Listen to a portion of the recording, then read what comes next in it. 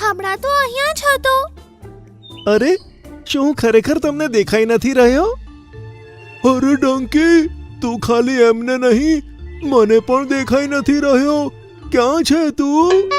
આ સાંભળી ડંકી ખુશીથી ઉછળી પડ્યો. હવે તો મજા આવી જશે.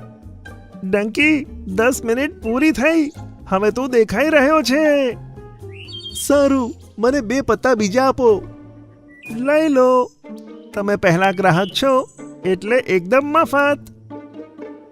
તે 2 પત્તા લઈ ડંકી ત્યાંથી નીકળી પડ્યો. આ બાજુ શેરખાન જંગલમાં ફરી રહ્યો હતો. એવામાં ગુફામાંથી એક અવાજ સંભળાયો. શેરખાન, મને બચાવી લો, નહીં તો આ રીંછ મને ખાઈ લેશે. હું તમારા જંગલમાં રહેનાર એક બકરી છું. અરે, લાગે છે આ ગુફામાં એક બકરી ફસાયેલી છે. મારે તેને બચાવવી પડશે. આમ કહી શેરખાન જેવો ગુફાની અંદર પહોંચ્યો